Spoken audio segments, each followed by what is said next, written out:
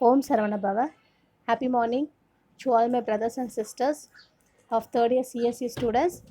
Today we are at Unit 5 in Internet Programming. In previous class, we have completed about Ajax and their feedbacks.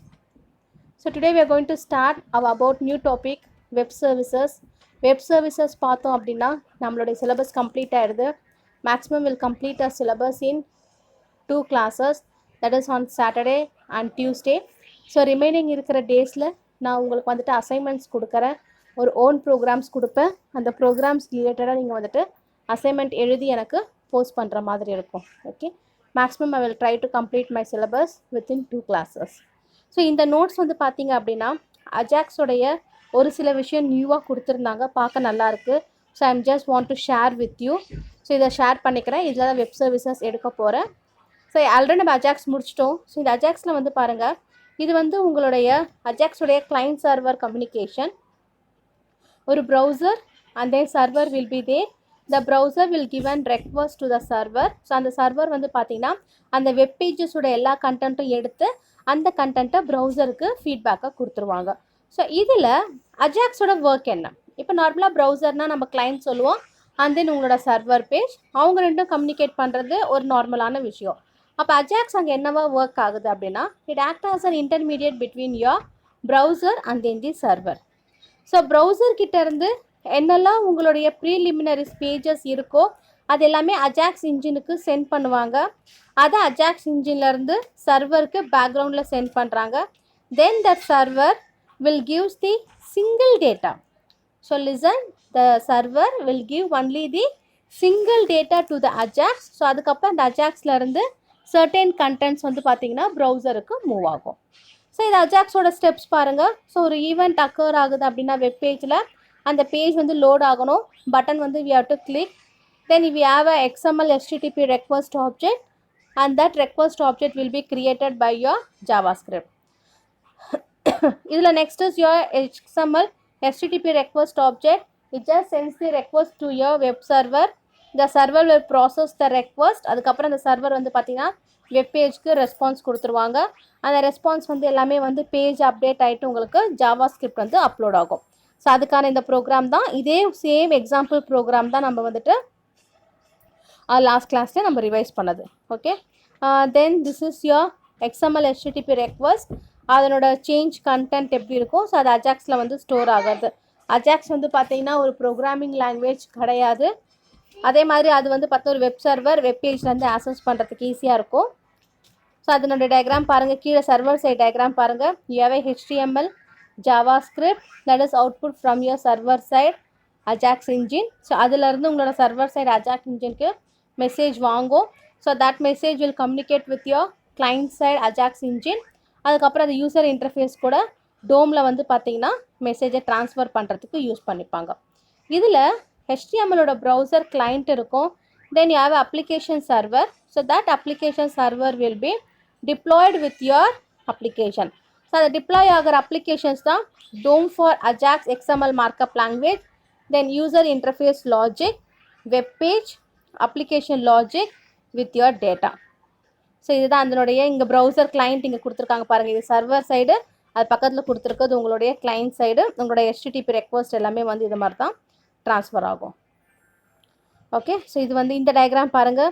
உங்களோட XMLோடைய HTTP request அதை web server கொடுக்குறாங்க. So அந்த message வந்து status text வந்து பார்த்தீங்கன்னா not found இல்லை okay அப்படின்னு வரும். ஸோ அது வந்து HTML CSS data cascading style sheet டேட்டாவில் கொடுத்து உங்கள் இன்ஃபர்மேஷன்ஸ் வந்து பார்த்தீங்கன்னா டேட்டா ஸ்டோர்லேருந்து எக்ஸ்சேஞ்ச் பண்ணுறதுக்கு யூஸ் பண்ணிக்கலாம்.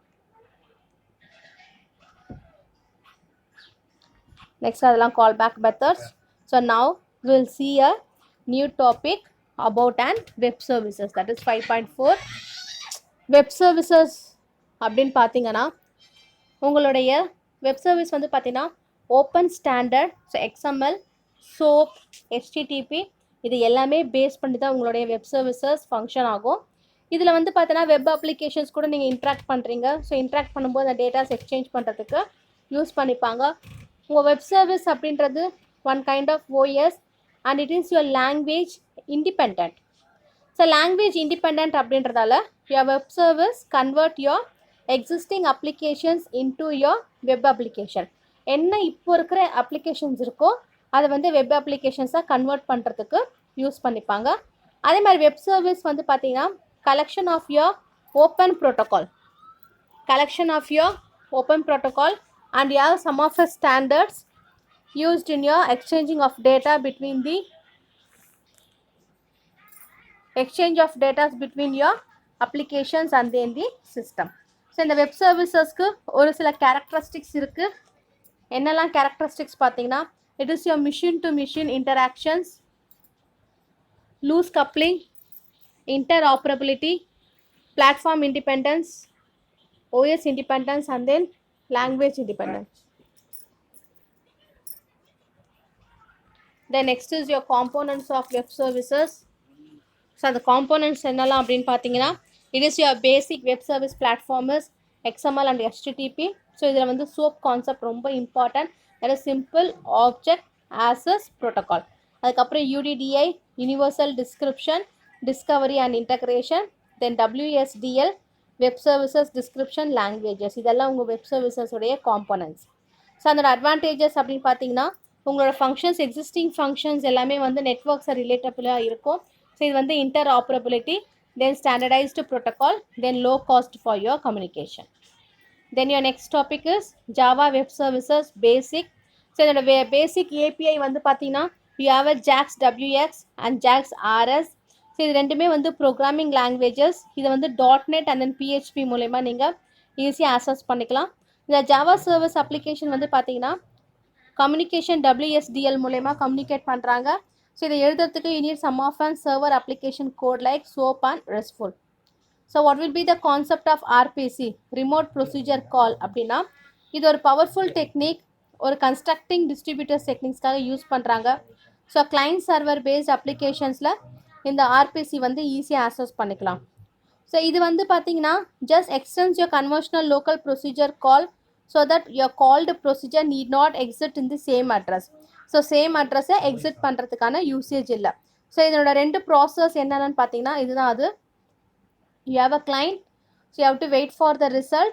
அந்த ரிசல்ட் வெயிட் பண்ணும்போது உங்களோட கால் வந்து பார்த்தீங்கன்னா ரிமோட் ப்ரொசீஜரில் இருக்கும். ஸோ அது ரிமோட் ப்ரொசீஜர் கால் பண்ணும்போது it just gives the request to the server. அந்த சர்வர் வந்து அந்த கால் ப்ரொசீஜரை அதோட ரிசல்ட்ஸை ரிட்டர்ன் பண்ணுறாங்க. that will be taken in your x axis, that is time.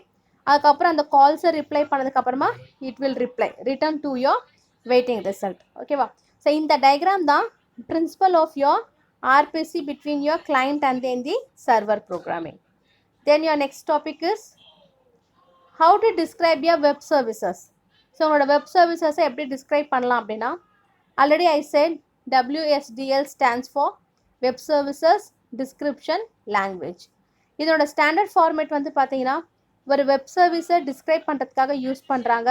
Then your WSDL was developed jointly by your Microsoft and then IBM. இதில் வந்து informations exchange பண்ணிக்கலாம் distributed environment மூலயமா. So WSDL வந்து பார்த்தீங்கன்னா just describes your web services and it was written in your XML coding. So இந்த XML coding அப்படின்னு வரும்போது WSDL வந்து பார்த்தீங்கன்னா W3C ரெக்கமெண்டேஷன் வந்துட்டு யூஸ் பண்ணிக்கிறாங்க. அந்த W3C ரெக்கமெண்டேஷன் வந்து June 2007 வந்து பப்ளிஷ் பண்ணுறாங்க. ஸோ இந்த யூனிட் 5 வந்து மேக்ஸிமம் ஒரு ஓவர்வியூ மாதிரி தான் இருக்கும், ஈஸியாகவும் இருக்கும். Then you have some of elements of WSDL. First is your container of data type. You can define your data type within an XSD. Then you have a message. So அந்த message வந்து பார்த்தீங்கன்னா abstract typed definition of the data which was being communicated. அதுக்கப்புறம் அதனுடைய operations. So அந்த operations வந்து பார்த்தீங்கன்னா board type ரிலேட்டடாக இருக்குது. ஸோ அந்த போர்ட் டைப் வந்து abstract set of your operations. So இதில் வந்து பைண்டிங் அப்படின்ற ஒரு கான்செப்ட் யூஸ் பண்ணுறாங்க. ஸோ பைண்டிங்னா என்ன அப்படின்னா ஒரு கான்க்ரீட் ப்ரோட்டோகால் அதோட டேட்டா ஃபார்மேட் வந்து ஒரு பர்டிகுலர் போர்ட் டைப்புக்கு ஸ்பெசிஃபை பண்ணுறதுக்காக யூஸ் பண்ணுறது. அந்த போர்ட்டில் வந்து பார்த்தீங்கன்னா you have a single end data. அந்த சிங்கிள் எண்ட் டேட்டாவை காம்பினேஷன் ஆஃப் பைண்டிங் வந்து பார்த்தீங்கன்னா யூஸ் பண்ணிப்பாங்க. ஸோ அப்போ அந்த இடத்துல எங்கிட்ட சர்வீஸ் இருக்குது அப்படின்னா that service will have a collection of related endpoints. Okay. The next is your WSDL features. It is XML based protocol for exchange of decentralise and distributed environments. இதில் வந்து ஈஸியாக நம்ம டிஸ்கிரைப் பண்ணலாம் எப்படி நம்மளோட வெப் சர்வீசஸ் எந்த ஆப்ரேஷன்ஸில் perform ஆகும். அப்படி பெர்ஃபார்ம் ஆகும்போது WSDL லாங்குவேஜ் வந்து பார்த்தீங்கன்னா XML பேஸ்ட் சர்வீசஸ்க்கு எப்படி ஹைட் பண்ணிக்கலாம். அப்போ அப்படி யூஸ் பண்ணும்போது உங்களோட UDDI universal distributed Discovery and integration வந்துட்டு XML பேஸில் ஒரு வேர்ல்டு வைட் பிஸ்னஸ் ரிஜிஸ்ட்ரிக்காக யூஸ் பண்ணுறது. ஸோ அப்போ அதை ரிஜிஸ்ட்ரிக்காக யூஸ் பண்ணும்போது you can pronounced as a whistle. So அதை தான் WSDL அப்படின்னு சொல்கிறாங்க. ஸோ அதை WSDL சொல்லாமல் விஸ்டல் அப்படின்னு சொல்லிட்டு ப்ரொனவுன்ஸ் பண்ணுவாங்க. ஸோ இதுதான் இதனுடைய கிளைண்ட் சர்வர் ஸ்ட்ரக்சர்ஸ். ஏவ வெப் கிளைண்ட் அப்ளிகேஷன்ஸ். ஸோ அந்த வெப் கிளைண்ட் அப்ளிகேஷன்ஸில் வந்து பார்த்தீங்கன்னா வெப் சர்வீசஸ் கூட இன்டர்ஃபேஸ் பண்ணுறாங்க. அப்போ இன்டர்ஃபேஸ் பண்ணும்போது மிடில் ஏவ WSDL. So that WSDL defines your web client application. Then again it defines your web services. இந்த ரெண்டு வெப் கிளைண்ட்டும் வெப் சர்வீசஸும் வந்து பார்த்தீங்கன்னா வெப்குள்ளே ஆக்சஸ் பண்ணுறதுக்கு யூஸ் பண்ணிப்பாங்க. அப்போ இந்த டெஃபினிஷன்ஸில் வந்து பார்த்தீங்கன்னா யாவ் type messages and then the port type அதை அப்ஸ்ட்ராக்ட் பண்ணணும். ஸோ பைண்டிங் அண்ட் சர்வீசஸ் வந்து பார்த்தீங்கன்னா காங்கிரேட்டில் கொடுத்துருவாங்க. ஸோ அது காங்கிரேட்லேருந்து டிஃபைன் பண்ணலாம். This is your WSDL document structure. First you have to define, அதான் டெஃபினிஷன்ஸ் கொடுத்தாச்சு, டைப் கொடுத்தாச்சு, டைப்புக்குள்ளே டெஃபினிஷனோட டைப்ஸ் என்னென்னு டிக்ளேர் பண்ணும். Then you have to close your type, then open the message, you have to define the message, close that message. அதுக்கப்புறம் board type, அதோட operations, you have to define that operation, then close the port type, then binding, definition of a binding, so binding-ஐ close பண்ணுங்க. Then you have a service, definition of a service, then close the service. ஒரு example program பார்த்தா ஈஸியாக புரிஞ்சிடும். So see this example program. Message name is equal to get term request. நீங்கள் எந்த request நீங்கள் வாங்க போகிறீங்களோ அந்த ரெக்வஸ்ட்டை நீங்கள் இந்த இடத்துல வந்து பார்த்தீங்கன்னா டிக்ளேர் பண்ணோம். அதுதான் message name is equal to get term request. Then part name is equal to term, அதை நீங்கள் டைப் பண்ணுங்கள். எக்ஸஸில் ஸ்ட்ரிங் அப்படின்னு சொல்லி டைப் பண்ணுங்கள். ஸோ மெசேஜை க்ளோஸ் பண்ணும். ஸோ அது again you have to get the message for the response. So response வாங்கினதுக்கப்புறமா you have to give the part name, that is value, then type is equal to excessless string. So message close பண்ணுங்க. Then you have a port type name, that is glossary terms, get the term request, then get the term response, அதோட operations, அதுக்கப்புறம் port num. இதில் port type அப்படின்றது என்னன்னா element நம்ம define பண்ணுறது, அதோட glossary terms. So the name of a port and then get term அப்படின்றது உங்களோட ஆப்ரேஷன்ஸ். ஸோ கெட் டைம் ஆப்ரேஷன்ஸில் நீங்கள் இன்புட் மெசேஜை கொடுக்கலாம். அந்த இன்புட் மெசேஜை வந்து டேர்ம் ரெக்வஸ்ட் கொடுத்துட்டு அவுட்புட் மெசேஜை வந்து கெட் டேர்ம் ரெஸ்பான்ஸ்க்கு ரிப்ளை பண்ணுவாங்க. இதோட மெசேஜ் எலமெண்ட்ஸ் வந்து பார்த்தீங்கன்னா it just defines your parts of a message which was associated with your data type. So data டைப்புக்குள்ளே என்ன அசோசியேட் பண்ணி வச்சுருக்கோமோ அது உங்களுக்கு டிஃபைன் பண்ணுறதுக்கு யூஸ் பண்ணிக்கலாம். Then your next topic is database driven web service from an application. So ஒரு applicationலேருந்து ஒரு database driven web services நம்ம எப்படி access பண்ணிக்கலாம் அப்படின்னு பார்க்கணும். ஸோ ஃபஸ்ட்டு இது வந்து பார்த்தீங்கன்னா ஒரு டுட்டோரியல் தான். யூசர் ரிஜிஸ்ட்ரேஷன் வெப் சர்வீசஸ்க்காக யூஸ் பண்ணுறது. இதில் யூசர் ரிஜிஸ்ட்ரேஷன் அப்படின்னு பார்த்தீங்கன்னா ஒரு அக்கௌண்ட் ரிஜிஸ்ட்ரேஷன் இருக்கும். அதுலேருந்து நான் ஃபார்ம் வந்து பார்த்தீங்கன்னா ப்ரெசென்ட் பண்ணுறேன். அந்த ஃபார்மை வந்து யூசர் ஆக்சஸ் பண்ணிக்கலாம். சப்போஸ் இப்போ இந்த யூசர் வந்து ஒரு ஃபார்மை ஃபில் பண்ணுறாங்க அப்படின்னா he just has to click the okay button. அதை சர்வர் சைடில் நான் JSPக்கு வெப் சர்வீசஸ் கொடுத்து அந்த யூசரை ரிஜிஸ்டர் பண்ணுறதுக்காக யூஸ் பண்ணுவேன். அப்போ நான் ரிஜிஸ்டர் பண்ணுற அந்த user should have a MySQL database which is used to save the user registration data. So யூசருடைய ரிஜிஸ்ட்ரேஷன் டேட்டாவை சேவ் பண்ணுறதுக்காக MySQL டேட்டாபேஸை நம்ம யூஸ் பண்ணிக்கலாம். அப்போ அதை நான் யூஸ் பண்ணும்போது அதுக்கு தேவையான சாஃப்ட்வேர் வந்து பார்த்திங்கன்னா I have to develop and run. So அதை ரன் பண்ணுறதுக்கு I need JDK 1.6, NetBeans 6.1, MySQL database 5 or above. Okay, so ஒரு அப்ளிகேஷனை டெவலப் பண்ணலாம் பாருங்கள். This is that MySQL database configuration NetBeansலேருந்து எடுத்துக்கிறாங்க. ஸோ அதை கான்ஃபிகர் பண்ணும்போது MySQL database NetBeans ஐடியிலேருந்து நம்ம க்ரியேட் பண்ணோம். ஸோ க்ரியேட் பண்ணிட்டோம் அப்படின்னா அதுக்கான ரெக்வயர்ட் டேபிள் வந்து டேட்டாபேஸ்லேருந்து க்ரியேட் ஆகிடும். That is your step 1. We have to click on the service tab. So இங்கே நெட்பீனில் கொடுத்துருக்காங்க பாருங்கள். ஸோ நெட்பீனில் இருந்து நம்மளுக்கு தேவையான சர்வீஸ் என்ன இருக்கோ அதை நம்ம கிளிக் பண்ணிக்கணும். தட் இஸ் JDBC அதோட ட்ரைவ் கொடுத்துட்டு அதில் வந்து உங்களுடைய APP அப்ளிகேஷன் ஃபார்ம் நீங்கள் அக்சஸ் பண்ணிக்கலாம். Then in step 2 you have to right click on the database. So அதோட நியூ கனெக்ஷன்ஸ் விசிபிள் ஆகும். நியூ கனெக்ஷன்ஸை நம்ம கிளிக் பண்ணணும். Then your step 3 it just opens a dialog box.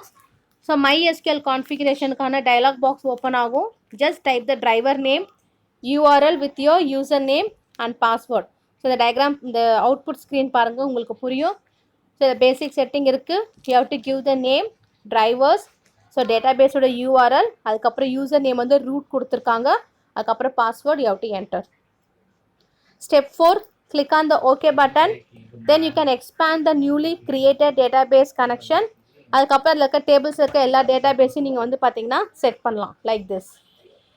So ஒரு Java database இருக்குது. So அதில் JDBC MySQL local host 3306 டெஸ்ட்டில் அதோட root of the default elements நீங்கள் எடுத்து சூஸ் பண்ணிங்க அப்படின்னா உங்கள் ஸ்டெப் 5ல் you can create a table name login.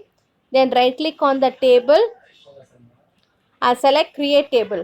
So இங்கே இருக்குது இல்லையா, ஸோ டேபிள்ஸை கிரியேட் பண்ணியாச்சு. அதை ரைட் கிளிக் பண்ண கிரியேட் டேபிள் கொடுத்தாச்சு. அதை கொடுத்தோன்னே நம்மளோட டேபிள்ஸ் வந்து கிரியேட் ஆகிடும்.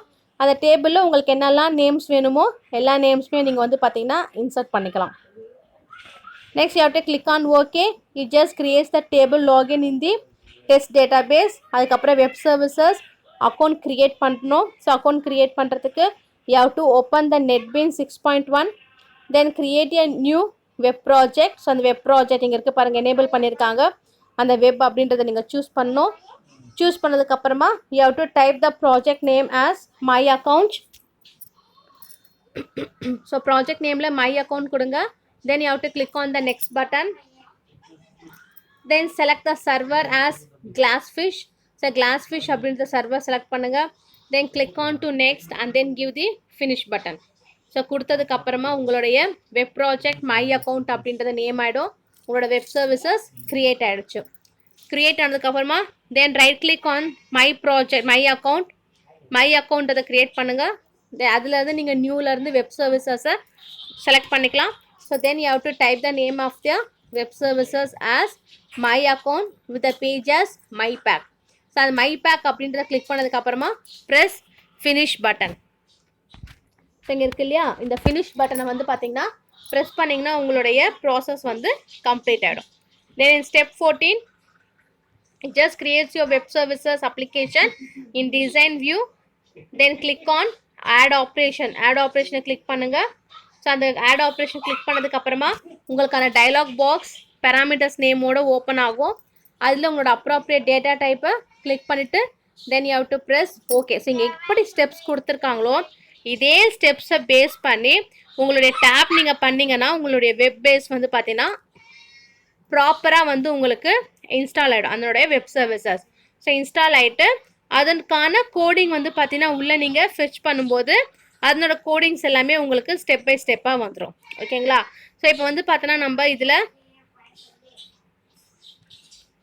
கோடிங் போகிறதுக்கு முன்னாடி உங்களோட டேட்டாபேஸ் க்ரியேட் பண்ணுற வரைக்கும் நம்ம பார்த்துருக்கோம். ஸோ இதில் க்ரியேட் பண்ணுறதுல நம்ம எப்படி வந்து நெக்ஸ்ட்டு ப்ராசஸ் போகலாம் அப்படின்றத நம்ம வந்துட்டு நெக்ஸ்ட் கிளாஸில் நம்ம பார்க்கலாம். ஸோ இந்த 20th ஸ்டெப் வரைக்கும் பார்த்துருக்கோம். we have been created one data source that is type Jindi name as Jindi1 அப்படின்னு கொடுத்துருக்கோம். ஸோ இந்த டேட்டாபேஸ் கனெக்ஷன் செலக்ட் ஆகும். ஒரு புது டேட்டாபேஸை க்ரியேட் பண்ணிவிட்டு அதில் MySQL கனெக்ஷன்ஸ் வந்து நம்ம டிஸ்பிளே பண்ணியிருக்கோம். ஓகே, ஸோ இதனோட கண்டினியூவேஷன்ஸ் இன்னும் வந்து ஒரு 4 பேஜ் தான். அதை நம்ம நெக்ஸ்ட் கிளாஸில் பார்க்கலாம். தேங்க்யூ.